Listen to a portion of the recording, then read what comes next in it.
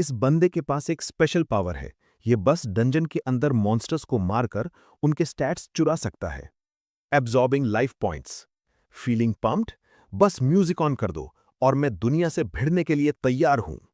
Absorbing physical points. उसकी body तुरंत ripped और फुल ऑफ पावर हो जाती है। कहानी शुरू होती है कुछ देर पहले से, जब ये अपनी गर्लफ्रेंड की पोस्ट को लाइक कर रहा था। अचानक उसकी स्क्रीन पर कुछ अजीब टेक्स्ट दिखता है और उसे तुरंत दूसरी दुनिया में समन कर लिया जाता है। एक अनाउंसमेंट होती है जिसमें कहा जाता है कि अब प्लेसमेंट टेस्ट शुरू होगा। आंख खुलते ही वो खुद को एक अंधेरी गुफा में पाता है। अभी भी उसे गुस्सा आ रहा था, चिल्लाते हुए कहता है, मैं कहाँ हूं, मैं कौन हूं। तभी अचानक पीछे से दो लंबे काले बदबूदार गॉब्लिन्स आते हैं, बड़े बड़े क्लब लिए हुए, और उसे स्मैश करना चाहते हैं।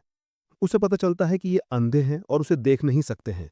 उसने जितनी भी माना के बारे में पढ़ा था, उसके हिसाब से उसका मिशन शायद इन्हें हराना होगा।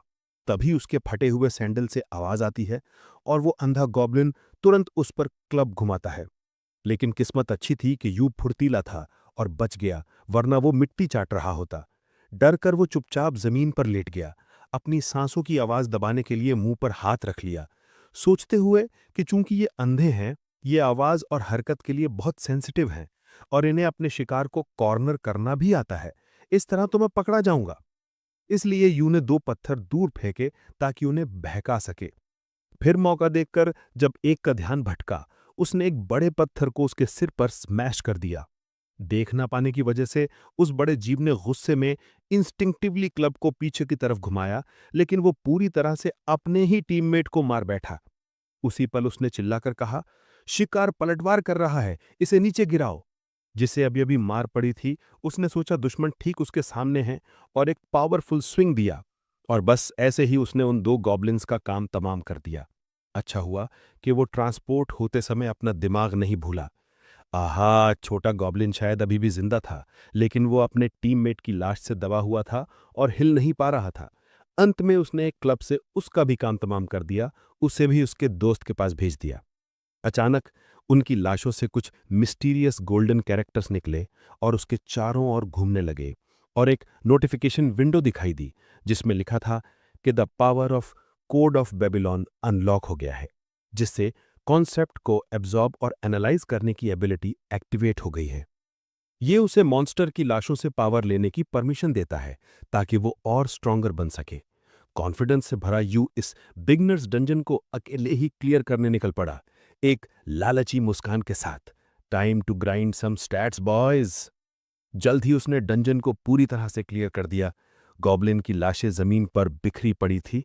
एक नोटिफिकेशन पॉपअप हुआ, कॉन्ग्रेचुलेशंस, आपने टेस्ट पास कर लिया है।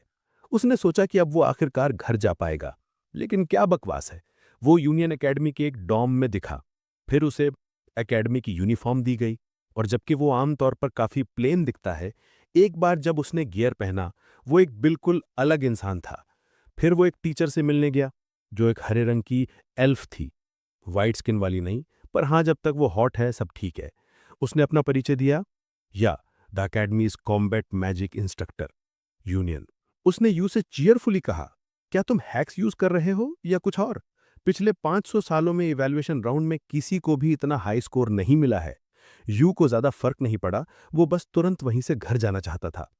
अचानक उसका ध्यान दूर किसी विशाल चीज पर गया, और टीचर ने उसे बताया कि अकेडमी की स्थापना की यही असली वजह है।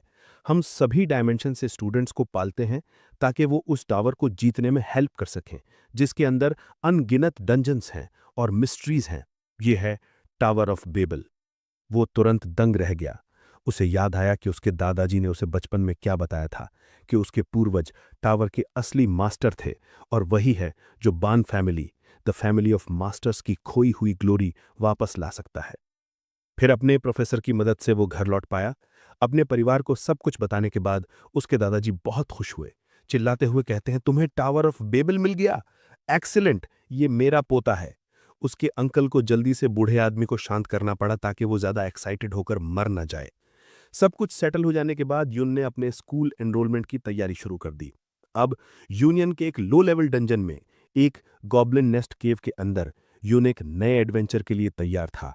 उसके हाथ में इनफाइनाइट एमो वाली AK-47 थी। वो गॉब्लिन्स को मॉडर्न सिविलाइजेशन की पावर के बारे में सिखाने लगा। गॉब्लिन्स को अटैक करने का मौका भी नहीं मिला, इससे पहले कि वो बुलेट की बारिश से मारे गए, और यून शांति से आगे बढ़ा। किसी की हिम्मत नहीं थी जो उसका रास्ता रोक सके। मैं यहाँ हूँ, मैं यहाँ हूँ। पहले मेरी एबिलिटी लैंग्वेज तक लिमिटेड थी, लेकिन अब मैंने इसे गॉब्लिन से एक्वायर कर लिया है। सब कुछ पूरी तरह से बदल गया है। कोड ऑफ बैबिलोन के साथ मैं सभी चीज़ों के कॉन्सेप्ट्स को वर्बलाइज, अब्जॉर्ब और मैनिपुलेट कर सकता हूँ। हर बार जब मैं किसी दुश्मन को हराता हूँ, तो मैं ऐसे कॉन्सेप्ट्स हासिल कर सकता हूँ जिन्हें मैं कॉम्प्रिहेंड कर सकूं। जितना ज्यादा मैं हासिल करूंगा, उतना स्ट्रॉन्गर मैं बनूंगा। और पहला डंजन, द ब्लाइंड गॉब्लिन्स केव से मुझे जो कॉन्सेप्ट मिला था, वो इस क्लब में इन्फ्यूज हो गया। इसे एक पावरफुल वेपन में बदल दिया। और ये रहा वो बंदा, यून ने स्पाइक्ड मेस को देखते हुए कहा, जो अभी अभी घात लगाकर आए गॉब्लिन से ऑटोमेटिकली निपट रहा था। उसके जबड़े पर एक ऐसा वार किया जिससे उसके दांत ढीले हो गए। ये है द गॉब्लिन्स क्लब। पहला आइटम जो यून ने डिमोनिक एनर्जी को इन्फ्यूज करके बनाया था। ये आइटम अपने मास्टर के कमांड पर ऑटोमेटिकली मटेरियलाइज हो सकता है और ट्रांसफॉर्म और मूव भी कर सकता है। अपने कंपेनियन को इतना यूजफुल देखकर यून गर्व से मेस को सहलाए बिना नहीं रह सका। भले ही ये बस एक कोइंसिडेंस था, लेकिन इसकी वजह से मैंने इवैल्यूएशन टेस्ट शानदार तरीके से पास किया। अपनी जीत से सैटिस्फाइड होकर यून ने डिफीटेड रेमिनेंट्स को देखा और बड़बड़ाया, ठीक है, अब लूट इकट्ठा करने और कोड्स को कंफर्म करने का समय आ गया है। इसके साथ ही उसने लाशों से कॉन्सेप्ट्स को तेजी से अब्सॉर्ब कर लिया। गॉब्लिन से उसने एक्वायर किया life 5.5, mana 3, demonic essence 5.0, body 3, soul 2, leadership skill 1, murderous intent 1.7, family 0.5। जैसे ही वो नोटिफिकेशंस को देख रहा था, मॉन्स्टर्स से कलेक्ट किए गए कॉन्सेप्ट्स के बीच एक खास चीज ने यून का ध्यान खींचा। ये कुछ ऐसा था जो उसने पहले कभी नहीं देखा था। सोल क्या है? जैसे ही उसने बोलना खत्म किया, बैंग मांगा मेस उत्सुकता से उसकी ओर दौड़ा। क्या हुआ? क्या तुम्हें ये चाहिए? यून ने पूछा, और बैंग मैंगा ने तुरंत सिर हिलाया। ये देखकर यून ने बिना किसी हिचकिचाहट के कॉन्सेप्ट उसे दे दिया। बिल्कुल, ये तुम्हारा है। एक मिनट रुको, मैं तुम्हें लाइफ, मॉन्स्टर और डीमन एसेंस भी देता हूं। ये कहने के बाद यून ने अपना ध्यान केंद्रित किया। अपने हाथ के चारों ओर तैरते पिक्टोग्राफिक कैरेक्टर्स को कंट्रोल करते हुए उन्हें एक स्फीयर में कंप्रेस किया। मैंने यही सीखा है, कलेक्ट किए गए कॉन्सेप्ट फ्रैगमेंट्स को लेना और उन्हें मेस में इन्फ्यूज करना। जैसे ही उसने ये सोचा, उसने तेजी से स्फीयर को बैंग मैंगा में धकेल दिया।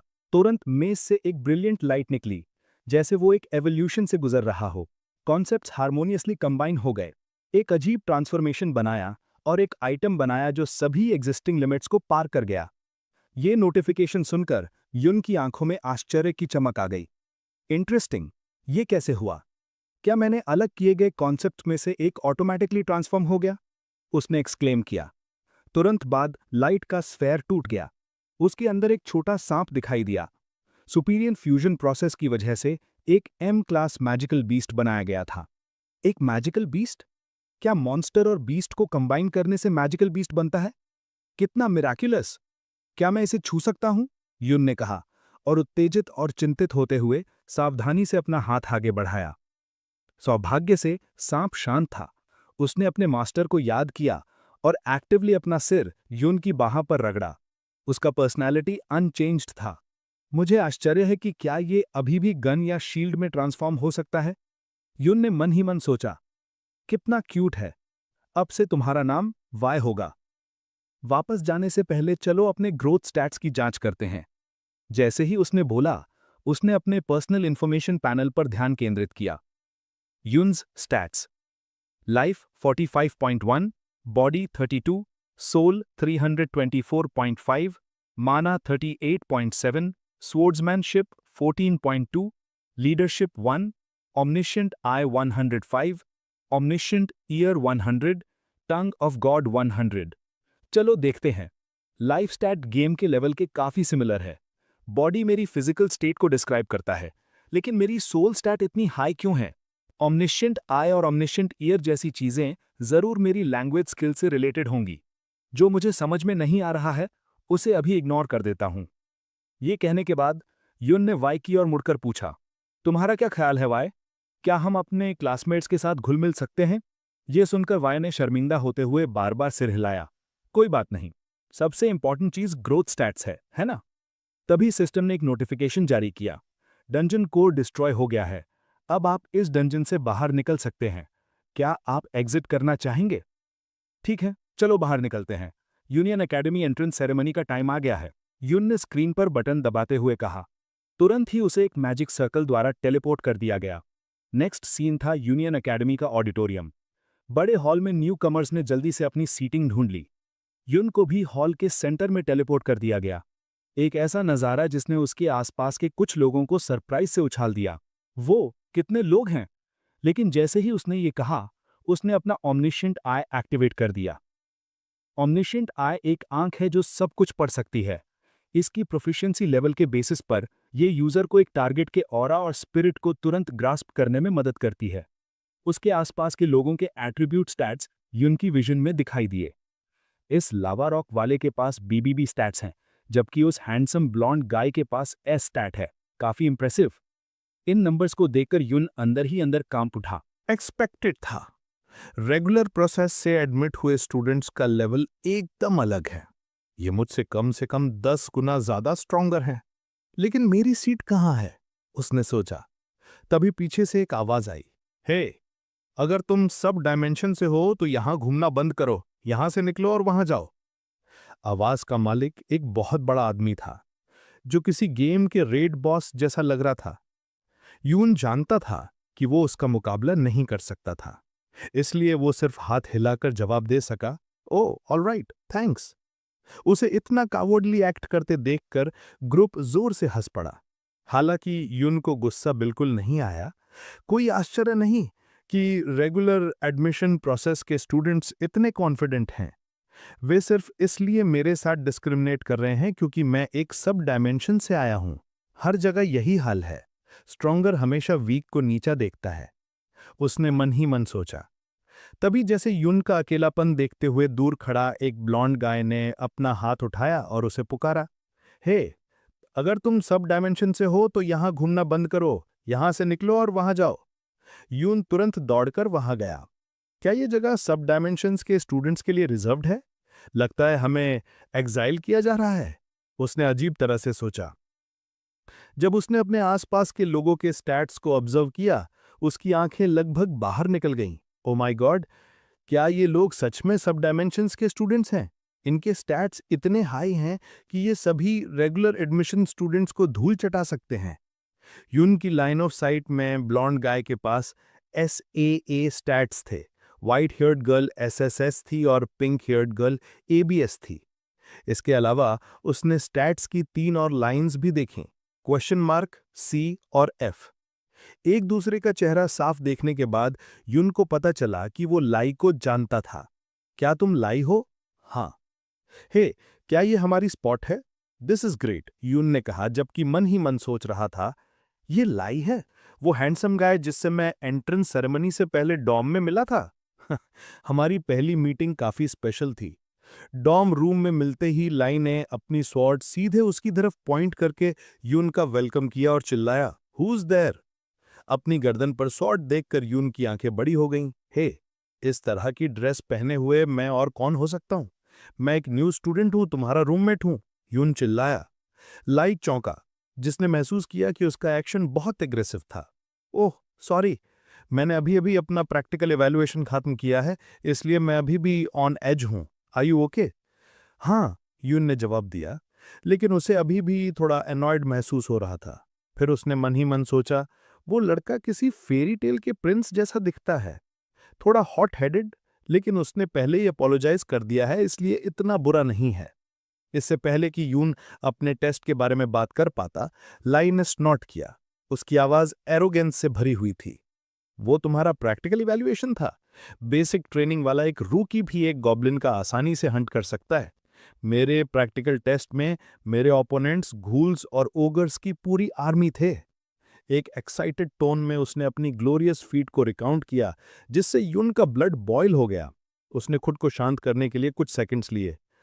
नॉट सो बैड, लेकिन ये लड़का बहुत टैक्टलेस है। खैर, मेन कैरेक्टर का चेहरा धीरे धीरे रिलैक्स हो गया। आह, वैसे हमने अभी तक वॉशअप भी नहीं किया है और हम पहले से ही बातें कर रहे हैं। मुझे भी किसी से बात किए हुए काफी टाइम हो गया है। मी टू, लाई ने सहमति में सिर हिलाया।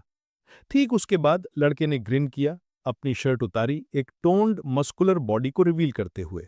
ऑलराइट, चलो शावर लेते हैं, यहाँ बाथरूम शेयर्ड है ना, शावर लेते हुए बात करते रहेंगे, उसने कैजुअली सजेस्ट किया, जबकि दूसरी ओर लाई अचानक बीट रूट जैसा लाल हो गया।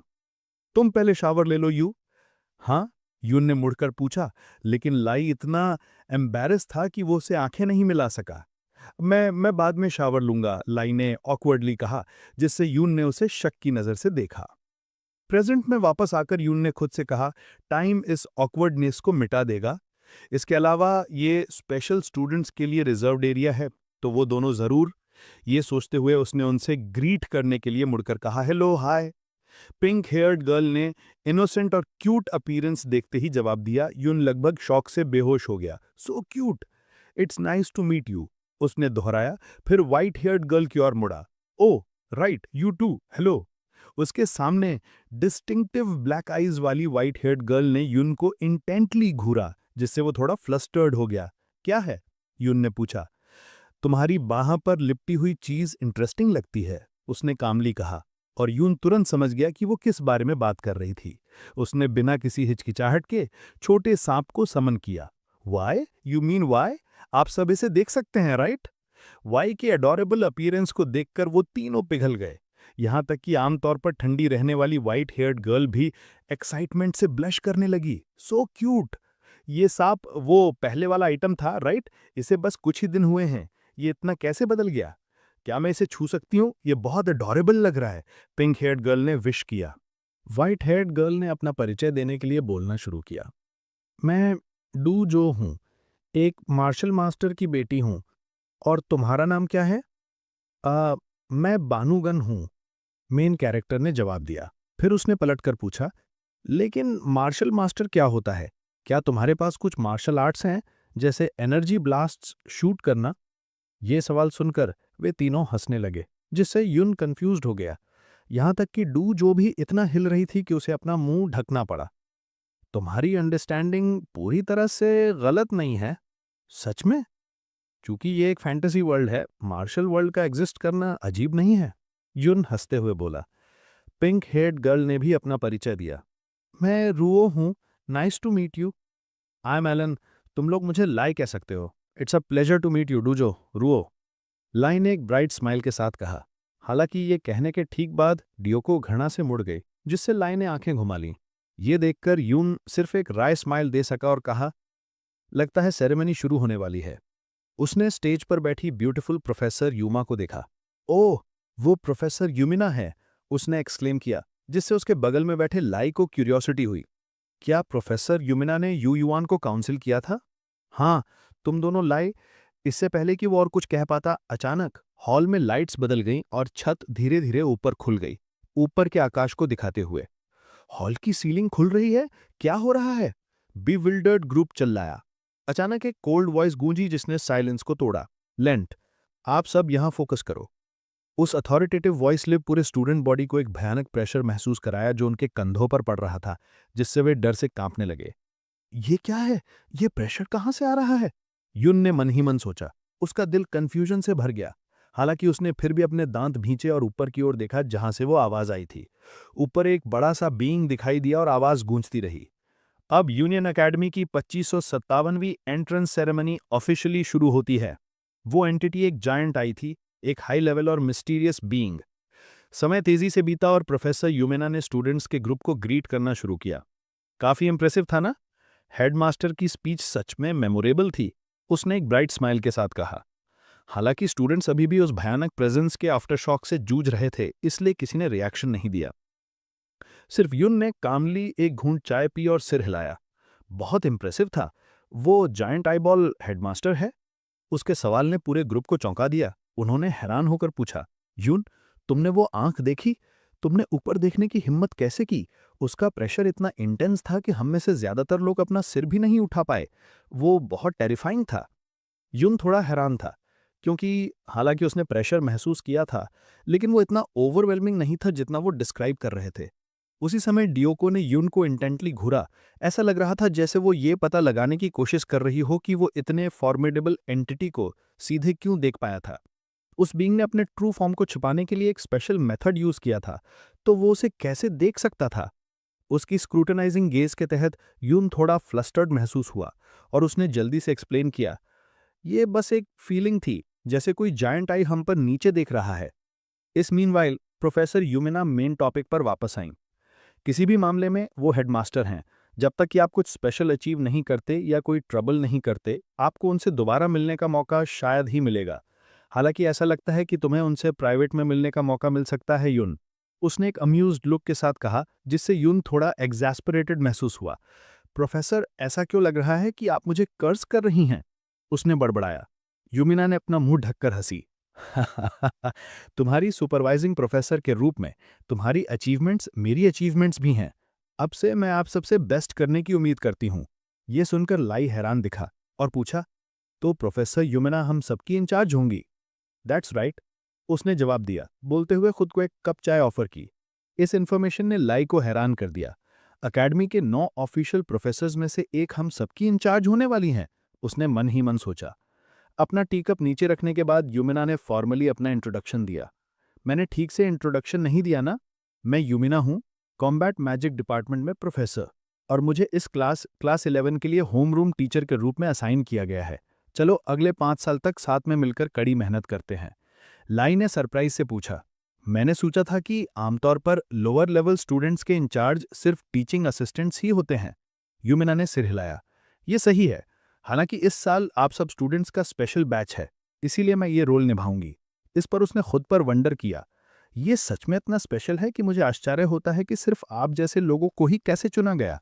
ये सोचते हुए जैसे कुछ याद आया हो, उसने एक सीरियस एक्सप्रेशन के साथ मुड़कर वॉर्न किया, रेगुलर स्टूडेंट्स के ऑब्स्ट्रक्शन और मैलिस से सावधान रहना। ये शब्द सुनकर यू पहले थोड़ा सरप्राइज हुआ, लेकिन उसने तुरंत उसके स्टेटमेंट के पीछे छिपा मीनिंग समझ लिया। प्रोफेसर द्वारा मेंशन किए गए ऑब्स्टिकल्स और मैलिस सिर्फ एकेडमिक कंपटीशन तक ही लिमिटेड नहीं थे, बल्कि इसमें स्टूडेंट्स के बीच फिजिकल वायलेंस और कॉन्फ्लिक्ट्स भी शामिल थे। अगर ये इश्यूज स्कूल रूल्स द्वारा प्रोटेक्टेड कंपटीशन की सीमा से बाहर चले जाते हैं, तो प्रोफेसर्स भी इंटरवीन नहीं कर सकते थे। दूसरे स्टूडेंट्स के साथ रेस में कामयाब होने के लिए तुम्हें सभी ऑब्स्टिकल्स और मैलिस पर काबू पाने के लिए स्ट्रांग इनफ होना चाहिए। अगर नहीं, तो अब से आप चारों एक टीम के रूप में ऑपरेट करेंगे। आप स्पेशल स्टूडेंट्स हैं, वन ऑफ अ काइंड। इसके अलावा ग्रेजुएशन तक आप एक साथ टावर्स पीक को कॉन्कर करने वाले टीममेट होंगे। ऑल राइट, अभी के लिए इतना ही काफी है। अकेडमी ने तुम्हारे लिए एक छोटा सा गिफ्ट तैयार किया है। आइटम मिलने के बाद रूल्स और डिटेल्स एक्सप्लेन किए जाएंगे। जैसे ही उसने बोलना खत्म किया, उसने अपने फिंगर स्नैप की और एक ब्रिलियंट आइटम तुरंत ग्रुप के सामने दिखाई दिया, जिससे वे एस्टॉनिश्ड हो गए। ये एक पेंडेंट था। क्या यह स्टूडेंट आइडेंटिफिकेशन के लिए है? ये बस एक नॉर्मल नेकलेस जैसा दिखता है। तुम इसे आइडेंटिफिकेशन के लिए और स्कूल की सभी फैसिलिटीज को एक्सेस करने के लिए यूज कर सकते हो। साथ ही ये तुम्हें यूनियन कैंपस के अंदर टेलीपोर्ट करने की भी परमिशन देता है। टेलीपोर्टेशन फीचर को टेस्ट करने के लिए उन्होंने चैंट किया, teleportation is professor Yumina is so beautiful. जैसे ही वो फ्रेज बोला गया, वे तीनों बाहर फेंक दिए गए। Professor Yumina is so beautiful, रुओ ने बड़ी आंखें करते हुए चिल्लाया, और फिर वे अपनी ओरिजिनल पोजीशन पर टेलीपोर्ट हो गए। और इस चैंट के बारे में वे तीनों सिर्फ साइलेंट रह सके। प्रोफेसर यूमा के बारे में क्या कहें, उन्हें समझ नहीं आया। गुड ग्रीफ, ग्रुप ने साई किया। हमें टावर में एंटर करने के लिए इस आइडेंटिफिकेशन पेंडेंट की जरूरत है, इसलिए चाहे हमें पसंद हो या ना हो, हमें इसे सेफ रखना होगा, ली ने कहा, और जल्दी से पेंडेंट को अपनी पॉकेट में टक कर लिया। उनके सामने पिंक हेड रो को वंडर हुआ, लेकिन सिर्फ यू को ही क्यों रोका गया? कौन जानता है, ली ने कंधा उचकाते हुए जवाब दिया। शायद उसने उस टेरिफाइंग एंटिटी को सेंस कर लिया। होसो ने अपने थॉट्स वॉइस किए। जैसे ही वो बोली, उसे प्रोफेसर यूमिना की किसी के साथ फोन कॉन्वर्सेशन याद आई। नो, हमने टी पार्टी तैयार की है। दुर्भाग्य से सभी स्टूडेंट्स में से सिर्फ वही था जो हेडमास्टर को सीधे देख सकता था। सीन हेडमास्टर के ऑफिस में शिफ्ट हो गया। यू एक मेमने की तरह चुपचाप बैठा था। ये क्या है? मुझे पहले ही दिन हेडमास्टर से प्राइवेट में मिलना पड़ रहा है। मैंने कुछ गलत तो नहीं किया, है ना? यू ने कंफ्यूजन में सोचा। उसका एंग्शियस एक्सप्रेशन देखकर हेडमास्टर ने बोलना शुरू किया। Look directly at me. मेरा ट्रू बॉडी अभी यहां नहीं है। ये आवाज डेस्क पर रखी एक डॉल से आई। ये सुनकर यू ने आखिरकार डॉल को देखने की हिम्मत की और पूछा, हेडमास्टर? नो, मैं चेयरमैन हूं, मुझे बस टीचर कहो, उसने इंस्ट्रक्ट किया। यस टीचर, यू ने जल्दी से जवाब दिया। फिर चेयरमैन सीधे पॉइंट पर आ गए। मुझे एक्सप्लेन करना चाहिए कि मैंने तुम्हें यहां क्यों बुलाया। नॉर्मली मैं एक स्टूडेंट के डेवलपमेंट में इंटरफेयर नहीं करता, चाहे वो स्ट्रांग हो या वीक, चाहे वो टावर में सर्वाइव करें या मर जाएं, मुझे परवाह नहीं है। मेरा एकमात्र गोल है अपनी आंखों से उस इंसान को देखना जो टावर के टॉप पर चढ़ता है। बाकी सब मीनिंगलेस है। ये डिक्लेरेशन सुनकर यू साइलेंट हो गया। सच में टावर मेरे एंसेस्टर्स की लेगेसी थी। बन क्लैन को पूरी पावर और ग्लोरी के साथ इसे वापस पाने के लिए डेस्टिन किया गया था। मैं पूरे टावर को वापस पाने के लिए अपनी जान जोखिम में डालने को तैयार हूं। लेकिन हेडमास्टर का सामना करते हुए, इन दूसरे स्टूडेंट्स का सामना करते हुए, टावर का क्या मतलब है? उन्हें इसे कॉन्कर करने के लिए इस डायमेंशन में क्यों आना पड़ा? अपनी क्यूरियोसिटी को दबा नहीं पाने पर यू ने पूछने का फैसला किया, सर ये टावर एग्जैक्टली क्या है?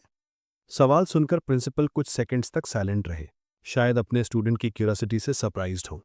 फिर उन्होंने धीरे से जवाब दिया, टावर देवताओं का पथ है और एक ग्रेट ट्रायल भी है।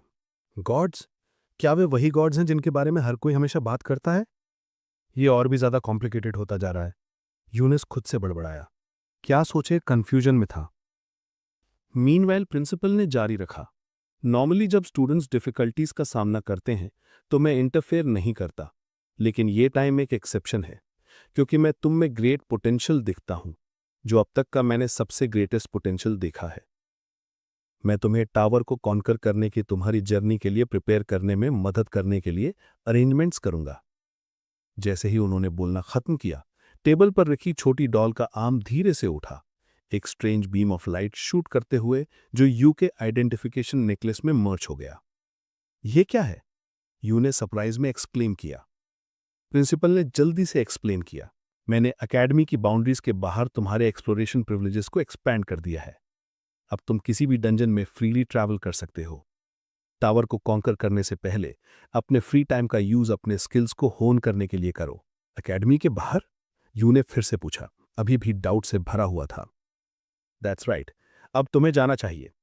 याद रखना, टावर पर चढ़ने से पहले अपने स्किल्स इंप्रूव करना। अगर तुम एक्सेप्शनली परफॉर्म करते हो तो मैं तुम्हारे लिए नेक्स्ट प्रिविलेज अनलॉक करूंगा। जैसे ही उन्होंने बोला, उन्होंने अपना हाथ हिलाया और तुरंत यू के पैरों के नीचे एक पोर्टल दिखाई दिया जो उसे अंदर खींच लिया। The next privilege? यू ने एस्टॉनिशमेंट में एक्सक्लेम किया। दैट्स राइट, ये टावर को इंडिपेंडेंटली एक्सप्लोर करने का राइट है। मैं हमारी अगली मीटिंग की उम्मीद करता हूं।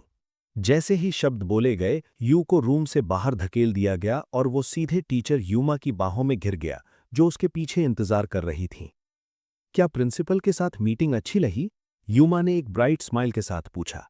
यू ने ऊपर देखा, लेकिन उसकी व्यू दो जाइंट हिल से ब्लॉक हो गई थी। एम्बैरेस्ड होकर वो जल्दबाजी में पीछे हट गया और खड़ा हो गया। प्रिंसिपल अक्सर अपने गेस्ट्स को ऐसे ही डिसमिस करते हैं, स्ट्रेंज है ना? यूमा ने कंधा उचकाते हुए स्माइल किया, जबकि यू ने सीधे उसे देखने की हिम्मत नहीं की। यस, उसने शाइली जवाब दिया। वो शुरू से ही तुमसे मिलने का इंतजार कर रहे थे यू। शांत होने के बाद यू ने प्रिंसिपल के साथ अपनी कॉन्वर्सेशन और उनके प्रॉमिसेस को रीकाउंट किया, जिससे यूमा पूरी तरह से एस्टॉनिश्ड हो गई। ओ माय गॉश, एक स्टूडेंट को एकेडमी छोड़ने की परमिशन देना, ये एक इनक्रेडिबली ह्यूज प्रिविलेज है, यूमा ने एक्सक्लेम किया। क्या ये इतना बड़ा डील है? मुझे अपने लैकिंग स्किल्स को जल्दी से इंप्रूव करने की जरूरत है, यू ने फिर से पूछा, अभी भी सवालों से भरा हुआ था। ये सुपर ह्यूज है। तुम टावर के बाहर डंजन्स को फ्रीली एक्सप्लोर कर सकते हो और यहां तक कि दूसरी सिटीज में भी ट्रैवल कर सकते हो। इसका मतलब है कि तुम्हें किसी और की तुलना में कहीं ज्यादा एक्सपीरियंस और प्रिपरेशन मिलेगी, यूमा ने एक्सप्लेन किया। आज से पहले किसी भी स्टूडेंट को यह प्रिविलेज नहीं मिला है। ये सुनकर यू को रियलाइज हुआ कि उसे कितना फेवर किया गया है। तो ऐसा है, मैंने सोचा कि उन्हें लगता है कि मैं इतना वीक हूं कि मुझे रेमीडियल क्लासेस की जरूरत है। थैंक हेवेंस, यू धीरे से चकल किया। यूमा ने जारी रखा, उसकी आवाज में थोड़ी जेलसी थी। तुम बहुत लकी हो you, I am so jealous. Normally हम टीचर्स इस टाइम बाहर जाने के लिए बहुत बिजी होते हैं। Is that so? यू ने फिर से पूछा। दैट्स राइट, क्योंकि यूनियन एक अकेडमी है, सब कुछ स्टूडेंट सेंटर्ड है, इसलिए हम टीचर्स के लिए काफ़ी इनकन्वीनियंट है। इस प्रिविलेज के साथ तुम डंजन्स एक्सप्लोर कर सकते हो, सिटीज़ ट्रैवल कर सकते हो और यहाँ तक कि शॉपिंग भी कर सकते हो। तुम जो चाहो वो स्नैक्स भी खा सकते हो। I am so jealous. जितना ज़्यादा वो बोल रही थीं, उसका चेहरा यू के करीब आता गया, एक बहुत ही स्ट्रेंज एक्सप्रेशन के साथ, जिससे यंग मैन को पसीना छूट गया। पसीने से लथपथ यूमा ने आखिरकार अपना ट्रू पर्पस रिवील किया। एक बहुत ब्यूटीफुल सिटी है जहां तुम्हें जाना चाहिए, इसे रोनिका कहते हैं, और वहां का स्प्रिंग टेम्पल सच में। अपने टीचर को खत्म करने का इंतजार न करते हुए उसने जल्दी से उसे कट ऑफ कर दिया। डर था कि कहीं वो उसे जिंदा न खा जाए। प्रोफेसर, मैं आपके लिए एक गिफ्ट क्यों ना खरीद लूं? समय तेजी से बीता और सीन एकेडमी के बाहर के एक लोकेशन पर शिफ्ट हुआ। यू अब युमिना द्वारा असाइन किए गए टास्क को पूरा करने के रास्ते पर था। उसे मंक्स द्वारा ब्रू की गई हनीमून वाइन के बारे में उसके इंस्ट्रक्शंस याद थे, जो अपने स्वीट अरोमा, थिक फोम और एन्चैंटिंग आफ्टर टेस्ट के लिए फेमस थी। मेरे लिए एक नहीं, 2 बॉटल खरीद कर लाना, वाइन लविंग टीचर ने कहा। उसकी आंखें हेडलाइट्स की तरह ट्विंकल कर रही थीं, क्योंकि उसने इस ग्रेट रिस्पॉन्सिबिलिटी को नए एनरोल किए गए स्टूडेंट को सौंपा था। यू सिर्फ खुद से साय कर सका। एक प्रोफेसर एक स्टूडेंट को अल्कोहल खरीदने भेज रही है, ये वर्ल्ड सच में सरप्राइजेस से भरा है। लेकिन लकीली उसके पास पहले से ही एक आइटम इन्वेंट्री था। ये कहते हुए उसने सैटिस्फाइड एक्सप्रेशन के साथ चेक करने के लिए अपना बैग खोला, फिर अचानक अंदर एक आइटम डिस्कवर किया। ये वो चीज़ है जो मेरे ग्रैंडफादर ने एनरोल होने से पहले मुझे दी थी। यू ने ध्यान से उस आइटम बैग को घूरा जिसे उसके ग्रैंडफादर ने तैयार किया था। उसकी रेयरिटी अननोन थी। टाइम वापस एनरोलमेंट डे से पहले यू जब जाने की तैयारी कर रहा था, उसके ग्रैंडफादर बैग लेकर उसके पास आए। Are you ready you?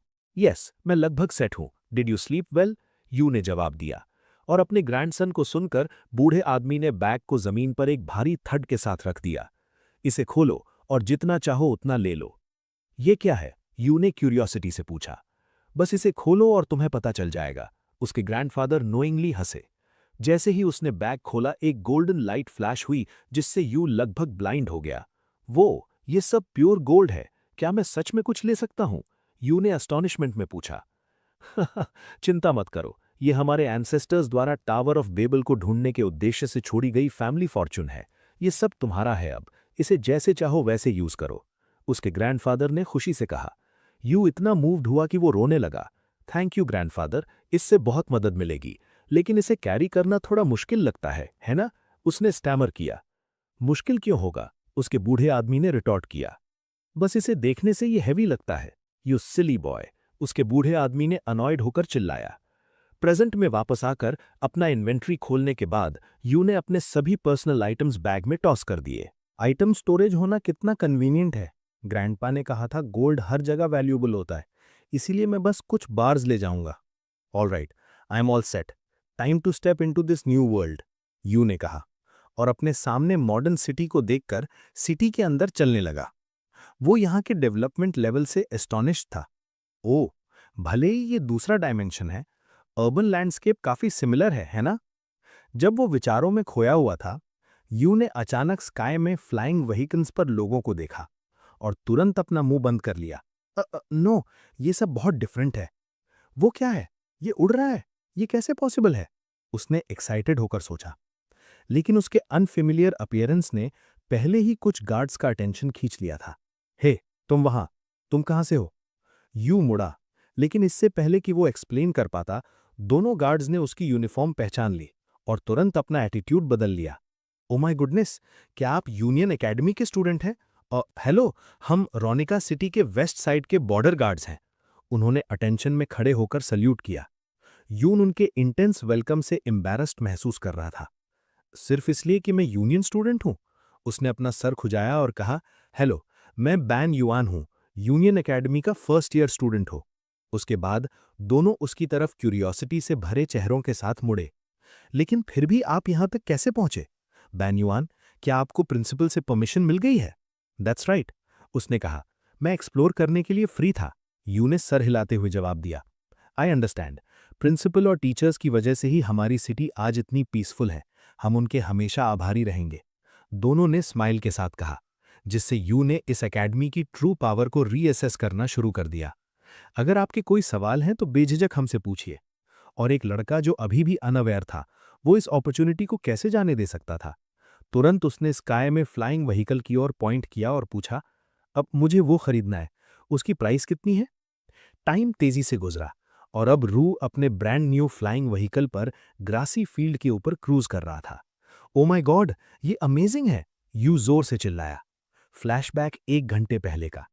You का सवाल सुनकर दोनों गार्ड्स को पसीना आ गया और उन्होंने उसे इन्फॉर्म किया, अगर तुम उसकी बात कर रहे हो तो तुम एचए फ्लाइंग मोटरसाइकिल की बात कर रहे हो। बेस मॉडल ही 2,50,000 रोनिया का है, जो काफी एक्सपेंसिव है। ये सुनकर यू का चेहरा ब्लैंक हो गया। उसने पूछा, 2,50,000 रोनिया कितना होता है? तो इसे एचए फ्लाइंग मोटरसाइकिल कहा जाता था। उसी मोमेंट उसने कन्वीनियंटली अपने इन्वेंट्री से एक प्योर गोल्ड इंगट निकाला और पूछा, क्या मैं इसके बदले इसे ट्रेड कर सकता हूं? यंग मैन को कैजुअली इतना वैल्यूएबल आइटम निकालते देखकर गार्ड की आंखें डिसबिलीव से बाहर निकल आईं। ये गोल्ड है। तुम्हें इतना बड़ा गोल्ड इंगट कहां से मिला? क्या ये चीज रियल है? ओह, मेरे ग्रैंडफादर ने मुझे दिया था, यू ने स्माइल के साथ कहा। प्रेजेंट में वापस। वो खुद अभी भी थोड़ा शॉक था। एक सिंगल गोल्ड इंगट 75 मिलियन रोनिया का था। उसे अपने ग्रैंडफादर को धन्यवाद देना पड़ा, जिन्होंने उसे इसे लेने के लिए इंसिस्ट किया था।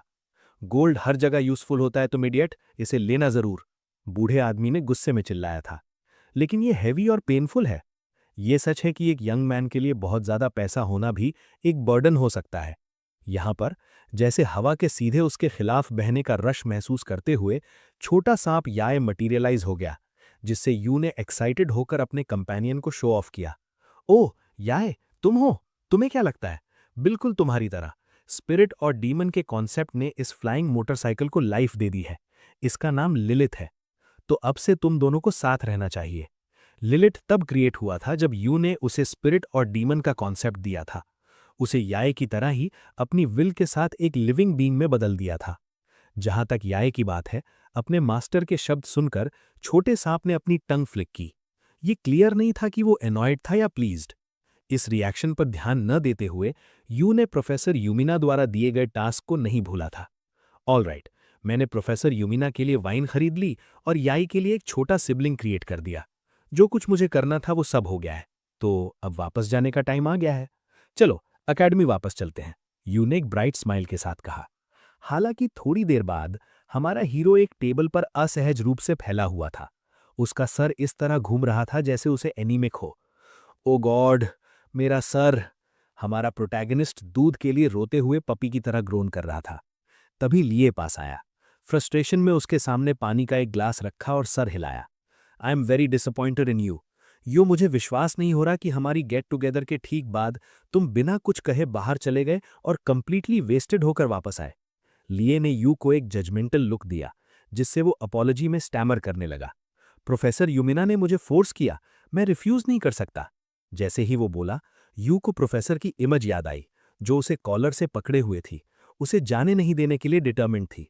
बॉटम्स अप, एक और राउंड पियो, जब तक उसका चेहरा सनसेट जैसा लाल नहीं हो गया। ये पहली बार है जब मैंने अपनी लाइफ में अल्कोहल पिया है, यू ने जल्दी से कहा। पानी का ग्लास पकड़ा और उसे गटक लिया। इस बीच डोको ने कूली यू की चेस्ट पर फ्लावर शेप्ड पिन को देखा और पूछा, तो क्या यही वो पिन है जो तुम्हें प्रोफेसर के ड्रिंकिंग बडी बनने के बाद क्लास रिप्रेजेंटेटिव बनने के बदले में मिला? यू पीछे झुक गया और जवाब दिया, क्लास रिप्रेजेंटेटिव? अगर तुम्हारा मतलब क्लास प्रेसिडेंट से है तो दैट्स राइट। उसी मोमेंट डूको ने उन दोनों को डिक्लेयर करके चौंका दिया। अगर हमें हम चारों के लिए एक रिप्रेजेंटेटिव चुनना है तो वो मैं होंगी, क्योंकि मैं यहां सबसे स्ट्रॉन्गेस्ट हूं। तुम सहमत हो, है ना? उसने घूर कर देखा। ली ने तुरंत ऑब्जेक्शन किया और कहा, यह थोड़ा स्ट्रेंज है जो, हालांकि हम इक्वल टीममेट्स हैं, मुझे ये क्लियर करना होगा, तुम्हारा एरोगेंट एटीट्यूड टावर पर चढ़ने के हमारे फ्यूचर के लिए बेनिफिशियल नहीं है, और मैं इससे भी सहमत नहीं हूं कि तुम स्ट्रॉन्गेस्ट हो। ली ने जो के चेहरे पर सीधे पॉइंट करते हुए चिल्लाया। जीहो ने सिर्फ स्नॉट किया और सिर हिलाया। क्या तुमने अभी अभी कहा कि हम इक्वल हैं? How ridiculous! कल ही तुम वो थे जिसने प्रोफेसर से पूछा था कि क्या तुम अकेले टावर पर चढ़ सकते हो? उसमें इक्वालिटी कहाँ है? उसने कंधा उचकाते हुए कहा, जिससे यूली एम्बैरसमेंट से ब्लश हो गया। दैट्स यूली स्टटर करने लगा। शब्दों की कमी थी। युन और रुओ ने उसे सस्पिशियस आईज से देखा। ओह दैट्स राइट, तुमने ऐसा कहा था, यूली ने ऑकवर्डली कहा। नो, मैं सिर्फ क्यूरियोसिटी से पूछ रहा था, ऐसा नहीं है कि मैं सबके साथ नहीं रहना चाहता। इस बीच युन टेबल पर ढीला पड़ गया, सोचते हुए। मैंने सोचा था कि मैं क्लास शुरू होने से ही इस तरह के डिवीजन से बच सकता हूं। तो मैं सजेस्ट करने की प्लानिंग कर रहा था कि हम सब मिलकर एक प्लान बनाएं, लेकिन हमारा ग्रुप पहले से ही डिसअरे में है। मुझे क्लास प्रेसिडेंट बनने में भी इंटरेस्ट नहीं है, लेकिन अब मैं समझता हूं कि प्रोफेसर ने मुझे क्यों चुना। यूली में सॉफ्ट स्किल्स की कमी है, लेकिन उसमें हाई प्राइड है, जबकि जीहो टिरानिकल है। भले ही वो स्ट्रांग है, वो बस दूसरों को रिजेंटफुल कर देगी। रुओ बहुत पैसिव है, लीडरशिप के लिए सूटेबल नहीं है। स्टूडेंट्स का कितना स्पेशल ग्रुप है। इस थॉट के साथ युन ने बोलना शुरू किया। वेट अ मिनट, सब लोग शांत हो जाओ और मेरी बात सुनो। क्लास प्रेसिडेंट को स्ट्रांगेस्ट पर्सन होने की जरूरत नहीं है। नो, उन्हें स्ट्रांगेस्ट नहीं होना चाहिए, उसने प्रपोज किया। जीहो ने अपनी आंखें संकरी की और पूछा, क्यों? क्योंकि अगर स्ट्रांगेस्ट पर्सन क्लास प्रेसिडेंट होगा तो वो सिर्फ अपने दम पर सब कुछ डिसाइड कर लेगा, जबकि एक क्लास प्रेसिडेंट को क्लास को यूनाइट करने की जरूरत होती है। वो ऐसा नहीं कर सकते। प्रेसिडेंट एक ऐसा इंसान होना चाहिए जो सबके लिए फेयर सॉल्यूशंस ढूंढ सके। इसलिए मुझे लगता है कि मेरे जैसा easy going person class president होना चाहिए। इजी गोइंग तुम? जीहो लगभग हंस पड़ी। फाइन, प्रोफेसर के पास क्लास प्रेसिडेंट को अपॉइंट करने का राइट है, इसलिए मैं अभी के लिए वही मानूंगी जो तुम कहते हो, जीहो ने स्माइल के साथ कहा। सबसे डेंजरस पर्सन को सहमत होते देखकर युन ने राहत की सांस ली। उसके दिल में टेंशन धीरे धीरे दूर हो गई। थैंक्स, जीहो ने जारी रखा। उसका टोन सीरियस और सिंसियर दोनों था। शुरू से ही सिर्फ तुम ही वो पर्सन थे जिसे मैं सच में यहां रखना चाहती थी। खैर, हालांकि मुझे ये पसंद नहीं है। जो मैं चाहती हूं उसे पाने के लिए मुझे लगता है कि मुझे ये एक्स्ट्रा बैगेज एक्सेप्ट करना होगा। जैसे ही वो बोली, उसने यूली और रुओ पर एक कोल्ड और मीनिंगफुल गेज डाली। That's all, see you later, ये कहकर व्हाइट हेड गर्ल कोल्डली चली गई। पीछे यूली को छोड़ गई, जो रेज से कांप रहा था। क्या? Extra baggage? यूली ने दांत भींचे। उसकी आवाज इंडिग्नेशन से भरी हुई थी। ये देखकर युन ने जल्दी से उसे शांत करने की कोशिश की। Calm down यूली। यूली को टेम्पररीली शांत करने के बाद युन पूरी तरह से एग्जॉस्टेड महसूस कर रहा था। माय गॉड, आज की मॉर्निंग स्कूल से ज्यादा बैटलफील्ड लग रही है। प्राइड से रिलेटेड कोई भी चीज रिजॉल्व करना मुश्किल है। चलो बस इसे धीरे धीरे लेते हैं, युन, हमारा प्रोटैगनिस्ट, ने खुद से कहा, अपनी कंपोजर वापस पाने की कोशिश करते हुए। लेकिन इससे पहले कि वो कुछ सेकंड्स के लिए भी रेस्ट कर पाता, रुओ खड़ी हो गई। उसकी आवाज एक्साइटमेंट से भरी थी। हे युन, क्या तुम वो क्यूट स्नेक पहले वाला नहीं लाए? मैं उसे छूने की कोशिश करना चाहती हूं। लड़की की आंखें क्यूरियोसिटी से चमक उठीं। ओ माय गॉड, ये जगह लैंडमाइन से क्यों भरी हुई है? युन ने इंटरनली साय किया। ऐसा लगता है जैसे मैं अनएक्सपेक्टेड सिचुएशन से बिसीज्ड हूं। सीन फाइटिंग अरीना में बदल गया। इरेक्टर, जो मैग्मा ब्लड वाला आदमी था, अचानक से खड़ा हुआ और चिल्लाया, प्रोफेसर, मुझे सच में जानना है कि स्पेशल एग्जाम पास करने वाले स्टूडेंट्स कितने गुड हैं। उसके चिल्लाने से सब मुड़ गए और युन के ग्रुप को देखने लगे। उनकी आंखें इंटरेस्ट और अप्रेजल से भरी हुई थीं। रेफरी, जो एक प्रिजनर्स यूनिफॉर्म पहने हुए था, सिर हिलाकर बोला, फर्स्ट क्लास के लिए हम एक स्पारिंग मैच से वार्म अप करेंगे। आप सबका क्या ख्याल है? ये सुनकर फर्स्ट ईयर स्टूडेंट्स तुरंत एक्साइटेड हो गए। हिस्सा लेने के मौके के लिए क्लैमर करने लगे। प्रोफेसर, मुझे उनसे लड़ने दो। पीछे हटो, मैं पहले जाऊंगा। हे तुम, क्या तुम वो पिन उतारोगे या नहीं? प्रोवोकेटिव और एंग्री शाउट्स ने युन और लाय को दोनों को साइलेंट कर दिया। जबकि लाय ने चिंता से युन की ओर देखा। तो यूनियन एकेडमी अपनी क्लासेस स्टूडेंट्स की एबिलिटीज पर बेस करता है। कोई आश्चर्य नहीं कि क्लास 1 स्पेशल क्लास है। वे सच में हमारी क्लास 11 से नफरत करते दिखते हैं। युन ने ऑकवर्डली जवाब दिया, वेल, हो सकता है, क्योंकि जो मैंने पहना है वो थोड़ा प्रोवोकेटिव है।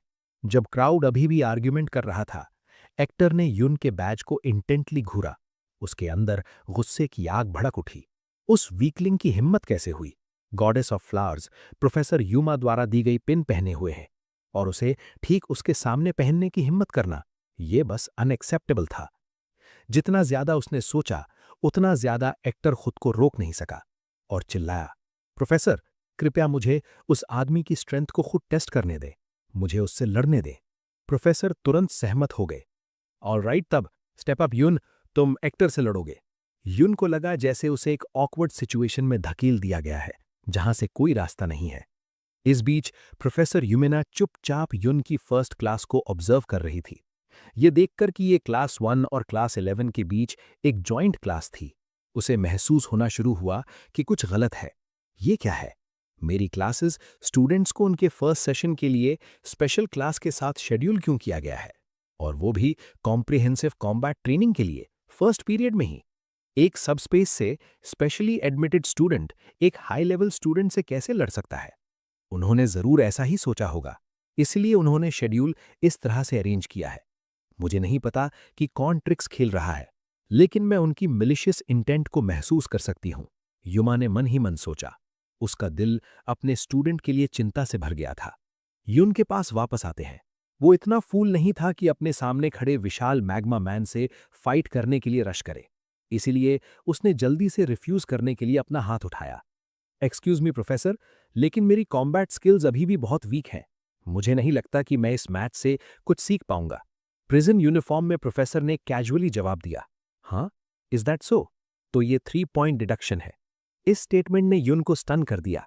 वो समझ नहीं पाया कि क्या हो रहा है। बस स्टेप अप करो यू, बहाने बनाना बंद करो, प्रोफेसर ने एक एरोगेंट लुक के साथ अपना ग्लासेस एडजस्ट करते हुए कहा। उसी मोमेंट युन को अचानक एहसास हुआ कि ये आदमी उसे जानबूझकर टारगेट कर रहा है। क्यों? प्रोफेसर उसे लड़ने के लिए फोर्स क्यों करना चाहते थे? क्या वो मुझे सबके सामने ह्यूमिलिएट करना चाहते थे?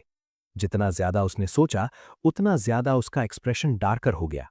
मैं बहाने नहीं बना रहा हूं, ये सच है। मुझे मेरी यूनिक एबिलिटीज के लिए स्पेशल एडमिशन के जरिए एडमिट किया गया था, ना कि मेरी कॉम्बैट स्किल्स के लिए। अगर प्रोफेसर स्पेशली एडमिटेड स्टूडेंट की एबिलिटीज के बारे में क्यूरियस हैं, तो कृपया उन्हें इवैल्यूएट करने का कोई और तरीका ढूंढें, बजाय हमें कॉम्बैट के लिए फोर्स करने के। युन ने परसुएसिवली आर्ग्यू किया। हालांकि युन को बार बार रिफ्यूज करते देखकर प्रिजन यूनिफॉर्म में प्रोफेसर ने अपने दांत भींचे और चिल्लाया, क्या तुम एक प्रोफेसर को उसका जॉब सिखाना चाहते हो? यह सुनकर युन ने अब प्लेजेंट्रीज की परवाह नहीं की और तुरंत रिटॉर्ट किया, चाहे आप प्रोफेसर हो या स्टूडेंट, अगर कुछ ऐसा है जो आप नहीं जानते तो आपको उसे सीखना चाहिए। इसके अलावा क्या मैं क्लास रिप्रेजेंटेटिव नहीं हूं? अनदर 5 पॉइंट डिडक्शन, प्रोफेसर चिल्लाया, जिससे युन ने साय किया। हाँ, तो तुम इस तरह से खेलना चाहते हो? उसने मन ही मन सोचा और जल्दी से एक प्रपोजल दिया। How about this sir? मैं इस वीक को प्रिपेयर करने के लिए यूज करूंगा और मैं अगले वीक फाइट करूंगा। बस मुझे एक वीक दे दो। मैं टावर में एक बार एंटर करूंगा और जब मैं बाहर आऊंगा तो मेरी प्रिपरेशंस लगभग कंप्लीट हो जाएंगी। युन के इस कॉन्फिडेंट डिक्लेरेशन ने क्लासरूम के एटमॉस्फेयर को अचानक फ्रीज कर दिया और कई लोगों की आंखें उसकी ओर मुड़ गईं, जैसे वो किसी मैडमैन को देख रहे हों। उसने अभी क्या कहा? अगले वीक मैच, प्रिपेयर? वो किस बारे में बात कर रहा है? उसकी एबिलिटीज क्लियरली रॉक बॉटम पर थीं, तो वो सिर्फ एक वीक के बाद स्पेशल क्लास के खिलाफ कैसे लड़ सकता था? जहां तक उस आदमी की बात है, प्रिजन यूनिफॉर्म में प्रोफेसर ने उससे में अपना होंठ काट लिया। अब ये मुझे इग्नोर कर रहा है और खुद ही चीजें शेड्यूल कर रहा है। फाइन, तब जैसा तुम चाहो वैसा करो। उसे दांत भींचते देखकर युन का चेहरा कंटेम्प्ट से भर गया। तो क्या होगा अगर मैं तुम्हें इग्नोर करूं? तुम एक ऑफिशियल प्रोफेसर भी नहीं हो। उसने कुछ बड़बड़ाया जिसने उसके पीछे खड़े लाय को भी चौंका दिया। और अपने गुस्से को दबाने के बाद प्रोफेसर ने अनाउंस किया, युन और एक्टर, अगले ट्यूसडे तुम दोनों का एक ऑफिशियल स्पारिंग मैच होगा। मैच पब्लिक होगा और पूरी एकेडमी इसे लाइव देख पाएगी। सभी इसे जरूर देखें। उसने स्मर्क किया, जैसे वो अगले वीक युन को ह्यूमिलिएट होते देखने का इंतजार कर रहा हो। तो वो सिर्फ मुझे ह्यूमिलिएट नहीं करना चाहता, वो इसका एक ह्यूज स्पेक्टिकल बनाना चाहता है। युन ने फ्राउन किया और सोचा बिफोर प्रोफेसर पूरी क्लास को एड्रेस करने के लिए मुड़ा। युन, चूंकि तुमने टाइम रिक्वेस्ट किया है, मेक श्योर तुम हमें दिखाते हो कि तुम्हारे पास क्या है। अगर तुम नहीं कर सकते, युन ने उसे एनॉयड होकर कट ऑफ कर दिया। Of course, hey actor right, अगले वीक हमारा एक ऑफिशियल मैच है।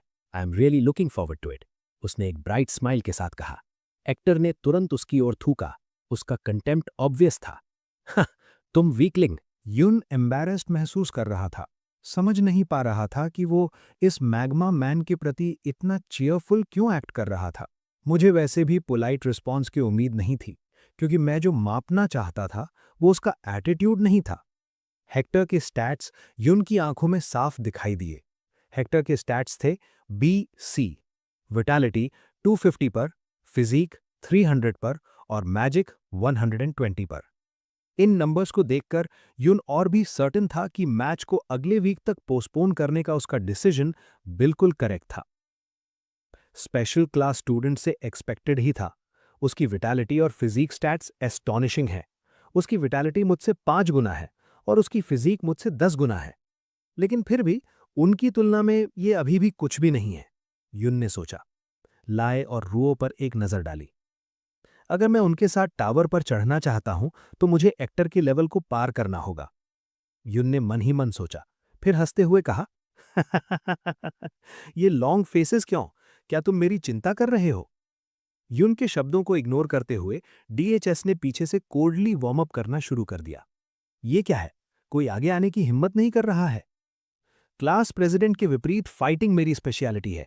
क्या आप सब स्पेशल एडमिशन स्टूडेंट की स्किल्स के बारे में क्यूरियस नहीं है? क्या कोई यहां आने की हिम्मत करता है?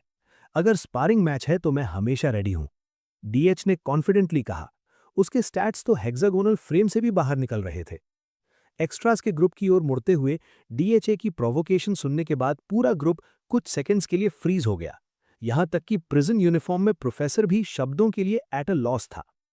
वजह सिंपल थी, युन जैसा वीक पर्सन भी डीएचए की टेरिफाइंग पावर को रिकॉग्नाइज कर सकता था। साइलेंस बहुत ज्यादा है, लेकिन ये अंडरस्टैंडेबल है। यहां तक कि मेरी मायरियाड पॉइजन आई को भी डीएचए की पावर को पूरी तरह से रीड करने में ट्रबल हो रही है। फर्स्ट ईयर स्टूडेंट्स उसके ओवरवेलमिंग ऑरा को महसूस न कर पाएं, ऐसा हो ही नहीं सकता, युन ने मन ही मन सोचा। डीएचए के साथ वापस। ये देखकर कि किसी ने आगे बढ़ने की हिम्मत नहीं की, उसने बोर्डम के साथ कहा, क्या हुआ? अगर तुम में कॉन्फिडेंस की कमी है तो क्या मैं किसी को पिक करूं? उसने सीधे एक्टर की ओर पॉइंट किया। एक्टर, तुम सिर्फ वीक पर पिक करने वाले टाइप तो नहीं हो, है ना? कम ऑन, मैं तुम्हें बीट टू अ पल्प कर दूंगी। इसका सामना करते हुए एक्टर चौंक गया। शायद उसे एहसास हो गया था कि डीएचए की पावर उसकी अपनी पावर से कहीं ज्यादा थी। एक्टर अभी टेरिफाइड होगा। उसका ओरिजिनल टारगेट मैं था, लेकिन अब उसे किसी कंप्लीटली अनएक्सपेक्टेड पर्सन ने चैलेंज कर दिया है। यहां हर कोई इसे सेंस कर सकता है। अगर वो सिर्फ फेस सेव करने के लिए डीएचए के चैलेंज को एक्सेप्ट करता है तो वो गया काम से। वो बुरी तरह से इंजर्ड हो जाएगा, जिससे एक वीक के अंदर रिकवर करना मुश्किल हो जाएगा। हालांकि इससे मुझ पर कोई फर्क नहीं पड़ता, पर ऐसा नहीं होना चाहिए। इस थॉट के साथ युन ने बोलने का फैसला किया। वेट, डॉग, हाँ सॉरी, लेकिन एक्टर का अगले वीक मेरे साथ मैच है। अगर तुम उससे लड़ना चाहती हो तो तुम्हें अपनी टर्न का इंतजार करना होगा। दोहा युन की ओर मुड़ी और पूछा, are you sure? Of course, तुम्हारी कंसर्न के लिए थैंक यू, लेकिन इस बार मैं अपनी खुद की स्ट्रेंथ का यूज करके प्रूव करूंगा कि मैं वर्दी हूं, युन ने कॉन्फिडेंटली डिक्लेयर किया। अगर वो टेस्ट की डिफिकल्टी बढ़ाना चाहता था तो डोखा के पास उसे रोकने का कोई रीजन नहीं था। मैंने सोचा था कि तुम स्लिपरी स्नेक हो, लेकिन लगता है तुम में कुछ बैकबोन है। फाइन, मैं तुम्हें तुम्हारे तरीके से करने दूंगी। तुम्हारे अलावा क्या कोई और आगे आने की हिम्मत करता है? उसने एक बार फिर से पूछा, लेकिन क्राउड साइलेंट रहा। किसी ने भी डायरेक्टली डोखा को सामना करने की हिम्मत नहीं की। क्या कोई नहीं है? व्हाइट हेड गर्ल ने स्टूडेंट्स को चूहों की तरह शांत देखकर फिर से पूछा। डोखा ने डिसअपॉइंटमेंट में साई किया। तुम सब पहले इतनी जोर से बार्किंग कर रहे थे, लेकिन अब जब तुम सच में स्ट्रांग पर्सन का सामना कर रहे हो तो तुम टर्टल्स की तरह अपने शेल्स में छिप जाते हो। उसके शब्द सुनकर फर्स्ट ईयर स्टूडेंट्स ने अपने दांत भींचे, लेकिन चाहे वो कितने भी एंग्री हो, उन्होंने खड़े होने की हिम्मत नहीं की, जब तक कि एक ब्लॉन्ड हेड गाय ने नहीं कहा, तुम किसे टर्टल कह रही हो जो अपने शेल में छिपा हुआ है? ये सच है कि वीक और स्टूपिड अक्सर ग्रुप्स में इकट्ठा होते हैं, टफ एक्ट करते हैं और जोर से बार्किंग करके अपने खुद को प्रोटेक्ट करने की कोशिश करते हैं। क्या तुम कॉमेडी शो कर रही हो या क्या? जब उसने किसी को वर्ड्स के साथ डोखा को चैलेंज करते हुए सुना, युन ने तुरंत उस पर अटेंशन दिया। ये क्या है? ये लड़का भी स्पेशल क्लास में हो सकता है, लेकिन इसका लेवल पूरी तरह से एक डिफरेंट लेवल पर लगता है, युन ने फ्राउन करते हुए सोचा। उसके पर्सपेक्टिव से ये ब्लॉन्ड गाय एक अनयूजुअल ऑरा एमिट करता हुआ लग रहा था, जिससे उसके आसपास के लोग बहुत डर रहे थे, पास आने से भी। इसके अलावा युन के डाउटफुल एक्सप्रेशन को देखते हुए लाय ने एक्सप्लेन करने के लिए बोलना शुरू किया। वो ऑप्टिमा है, सेंटस डिमेंशन का रूलर है। हाँ, सेंटस ऑप्टिमा? वो क्या है? युन ने ब्लैंकली पूछा। उसका नेव सवाल लाई को भी सरप्राइज्ड कर गया। You don't know you? Union के अलावा 10 और हाई लेवल डायमेंशंस हैं, ऑप्टिमा सेंटर्स पर रूल करने वाले फैमिली से आता है जो उन डायमेंशंस में से एक है। ये सुनकर यू कोल्ड स्वेट में डूब गया। तो ये इन डायमेंशंस के सबसे पावरफुल फैमिलीज में से एक का डिसेंडेंट है। उसी मोमेंट क्राउड की गेज के बीच ऑप्टिमा अरीना में उतरने लगा। प्रोफेसर, उसने कोल्डली कमांड किया और प्रोफेसर तुरंत समझ गए। जल्दी से कुछ एक्शन किया। ऑल राइट, उसने कहा, जल्दी से एक डिवाइस निकालते हुए। एक इलेक्ट्रॉनिक डिवाइस जिसने यू को क्यूरियस कर दिया। वो क्या है? ये शायद एक रिकॉर्डिंग डिवाइस है। वे इसे पब्लिकली रिकॉर्ड करने की प्लानिंग कर रहे होंगे, लाई ने स्पेक्यूलेट किया। और इसे रिकॉर्ड करने के बाद क्या होगा? यू ने क्यूरियोसिटी से पूछा। उन्होंने कहा कि वे इंटरनेट पर सब कुछ शेयर करेंगे, लेकिन मुझे नहीं पता कि वो क्या है। लाई ने सिर हिलाया। ऐसा लगा कि लाई एक ऐसे डायमेंशन से आया था जहां मॉडर्न टेक्नोलॉजी की कमी थी, इसलिए वो ठीक से समझ नहीं पाया। हालांकि अपनी खुद की एडवांस सिविलाइजेशन के साथ यू तुरंत प्रोफेसर के इंटेंशन को समझ गया। सो दैट्स इट, यहां भी वही है हाँ? ये देखकर कि यू समझता हुआ दिख रहा था, लाई मुड़ा और पूछा, यू, क्या तुम जानते हो कि इंटरनेट क्या है? यूनियन नेट से कनेक्ट होते हुए यू ने एक्सप्लेन किया, ये बेसिकली कंपनीज या एजुकेशनल इंस्टीट्यूशंस द्वारा सेटअप किया गया एक इंटरनल नेटवर्क है। ये सुनने के बाद लाई और भी एस्टॉनिश्ड हो गया। क्या तुम्हारा डायमेंशन इतना लो लेवल है कि तुम यूनियन के बारे में भी नहीं जानते? फिर भी तुम इसके बारे में जानते हो? मेरे डायमेंशन में ये एक कॉमन डेवलपमेंट है, लेकिन इस स्कूल का इंटरनेट कहाँ है? यू ने कहा, लगातार अपने फोन पर स्वाइप करते हुए। और रुओ को दौड़ कर आना पड़ा और उसे दिखाना पड़ा। यहाँ हम जिस क्लास में हैं उसका लाइव स्ट्रीम चैनल है। थैंक्स रू, तुम चीजें ढूंढने में सच में अच्छी हो। यू ने जल्दी से लाइव स्ट्रीम चैनल पर टैप किया और तुरंत डाओ और ऑप्टिमा की इमेज स्क्रीन पर दिखाई दी। ये क्या है? ये एक लाइव स्ट्रीम है? प्रोफेसर हमें ह्यूमिलिएट करने की कोशिश कर रहा है, लेकिन चीजें शायद उसके तरीके से नहीं जाएंगी, यू ने बड़बड़ाया। ड्यूलिंग ग्राउंड पर डाओ और ऑप्टिमा दोनों एक मोमेंट के लिए एक दूसरे को स्टेयर कर रहे थे, इंटेंस ऑरा इमिट कर रहे थे। ऑप्टिमा ने बोला, मेक योर मूव। डाओजो ने एक कॉन्फिडेंट स्माइल दिया। वीकेस्ट पर्सन को पहले जाने को मिलता है, सो बी माई गेस्ट। उसने प्रोवोक करने के लिए अपना हाथ बढ़ाया। वीकर हाँ? देखते हैं वो एरोगेंस कब तक रहता है। नील, ऑप्टिमा ने कहा, अपना हाथ आगे बढ़ाया। साथ ही साथ सीधे डाओजो पर गेम की गई किसी तरह की एबिलिटी एक्टिवेट की। सभी के पर्सपेक्टिव से ऑप्टिमा के पाम से एक मिस्टीरियस वेव निकलते हुए देखा जा सकता था। जैसे ही ऑप्टिमा की एबिलिटी डाओजो तक पहुंची, डाओजो ने तुरंत अपने बॉडी पर एक इमेंस प्रेशर महसूस किया। ये क्या है? ये उस पावर ऑफ लैंग्वेज से पूरी तरह से डिफरेंट है जो मेरे पास है। ये ढलान कर बहते पानी जैसा है, जैसे मैं हवा के बिना नहीं रह सकती। ये नेचर का लॉ है। इस स्पेस में सब कुछ मुझे उसके सामने नील करने के लिए फोर्स कर रहा है, जैसे कि ये एक मैटर ऑफ कोर्स हो। क्या वो शायद नेचर के लॉज को डिस्टॉर्ट कर रहा है? डाओजो ने स्पेक्यूलेट किया। लाई जो पास में खड़ा था यून की ओर मुड़ा और पूछा, क्या तुमने अभी अभी उस एबिलिटी के पीछे का प्रिंसिपल पता लगाया? हाँ, यून ने जवाब दिया। लेकिन इससे पहले कि वो एक्सप्लेन कर पाता, रुओ उससे चिपक गई, कांपते हुए। उसकी टेरिफाइड गेज आगे फिक्स थी। इस बीच जब ऑप्टिमा की एबिलिटी डाओजो तक पहुंची, तो ये काट को रोकने की कोशिश करने वाली मैंटिस की तरह फ्यूटल थी। इसका कोई असर नहीं हुआ। उसके पाम से एक डार्क ब्लू एनर्जी बाहर निकलने लगी। सिर्फ अपने हाथ के वेव से उसने आसानी से उस प्रेशर को नलिफाई कर दिया। पूरे ग्रुप को वाइड आइड और स्पीचलेस छोड़ दिया। यहां तक कि यून को भी अपनी आंखों पर विश्वास नहीं हुआ। नो वे! उसने बस और प्रेशर के साथ काउंटर किया और ओपोनेंट की पावर को एक्सटिंग्विश कर दिया। यून ने मन ही मन सोचा। गोल्डन हेड ऑप्टिमा ने देखा कि डाओजो ने उसकी टेक्निक को शैटर कर दिया। उसकी आंखें इंटरेस्ट से चमक उठीं। हा, तुम में कुछ स्किल तो है? डाओजो ने सिर हिलाया। उसकी आवाज मौकरी से भरी थी।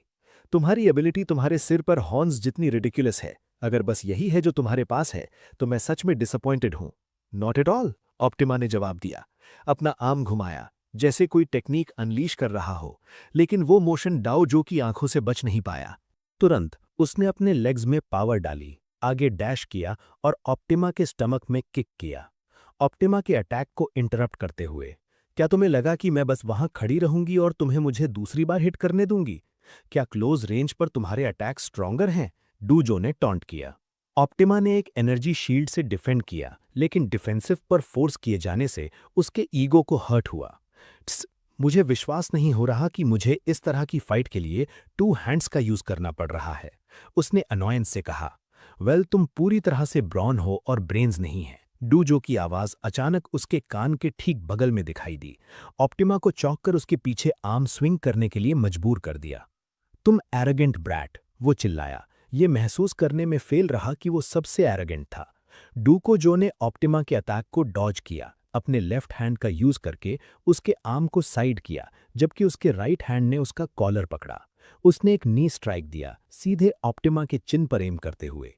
एक्सपेक्टेड था, तुम्हारे मूवमेंट्स इनक्रेडिबली क्लमजी हैं। मुझे ये मत बताना कि तुम्हें अभी भी किसी की जरूरत है जो तुम्हें स्पून फीड करे। डू मॉक्ड, लेकिन उसके अटैक को ऑप्टिमा के एक और शील्ड ने ब्लॉक कर दिया। हालांकि डोमिनेट किए जाने से ऑप्टिमा का ब्लड बॉयल हो गया। दिस डैम वेंच, उसने दांत भींचे, अपनी फिस्ट में पावर इकट्ठा की और एक लाइटनिंग फास्ट पंच अनलीश किया। लेकिन डू जो सिर्फ साइड में जंप कर गई, इसे आसानी से डॉज करते हुए। लाए एस्टॉनिशमेंट में देख रहा था, जैसे डू जो ऑप्टिमा के साथ माउस के साथ कैट की तरह टॉय कर रही थी। ये अनबिलीवेबल था। सेंटिस का रूलर ऑप्टिमा डू जो द्वारा पूरी तरह से डोमिनेट किया जा रहा था। ये देखकर युन, जो चुपचाप उन दोनों को ऑब्जर्व कर रहा था, उसने अपनी खुद की थ्योरी बताई।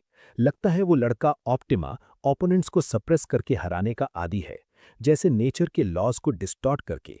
हालांकि वो मेथड डॉग गोजो पर कोई इफेक्ट नहीं डालता हुआ लगता है, और ठीक इसी वजह से वो इस करंट सिचुएशन में है। क्राउड की वॉचफुल आइज के नीचे ब्लॉन्ड हेयर्ड गाय को होसो द्वारा फाइट बैक करने का चांस दिए बिना बीट टू अ पल्प किया जा रहा था। उसके अटैक्स प्रिसाइज और पावरफुल थे, फेस पर पंचेस की बारात से लेकर चिन पर हाई किक तक। अगर उसका एनर्जी शील्ड नहीं होता तो वो शायद बहुत पहले कोलैप्स हो गया होता। युन पर वापस आते हुए हमारे कमेंटेटर ने अपना एनालिसिस जारी रखा। हालांकि उसके पास सुपीरियर स्ट्रेंथ और फिजिक है, ये क्लियर है कि वो रेगुलरली ट्रेन नहीं करता है। इस रिमार्क ने लाए को युन की ऑब्जर्वेशन स्किल्स पर मार्वल करने के लिए मजबूर कर दिया। वो बता सकता है कि होसो ऑप्टिमा के साथ हेड टू हेड जा सकती है, और फिर भी युन उन दोनों की एबिलिटीज को देख सकता था। क्लियर रूप से वे सभी सब स्पेस से स्पेशल रिक्रूट्स हैं, लेकिन क्या हो रहा है? बैटल पर वापस आएं तो ऑप्टिमा के पास अब काउंटर अटैक करने का भी चांस नहीं था। होसो के पंचेस एक टेरिफाइंग स्पीड पर लगातार उड़ रहे थे। How dare you be so insolent to me, फूल ने एक्सक्लेम किया, जो सिचुएशन से पूरी तरह से अनअवेयर था। तुरंत हो की फिस्ट सीधे उसके फेस पर स्मैश हुई, जिसे एनर्जी शील्ड भी ब्लॉक नहीं कर सका। क्या तुम यहां सिर्फ अपना मुंह चलाने आए थे, या तुम्हारी टंग बहुत लंबी है और तुम चाहते हो कि मैं इसे शॉर्टन कर दूं? होसो ने कोल्डली कहा। जहां तक ऑप्टिमा की बात है, लगातार ओवरवेल्म्ड होने से गुस्सा उसे मैड कर रहा था।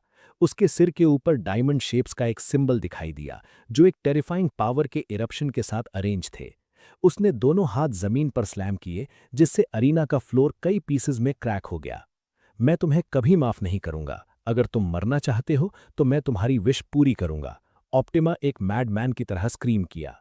इसे ऐसे स्क्रीम करते देखकर होसो ने सिर्फ जेंटली जवाब दिया, डेथ कोई ऐसी चीज नहीं है जिसके बारे में तुम जैसा चाइल्ड इतनी आसानी से बात करे। उसने अपने आर्म के अराउंड माना इकट्ठा करना शुरू कर दिया, चार्ज करने की तैयारी कर रही थी और ब्लॉन्ड हेड गाय को लेसन सिखाने की।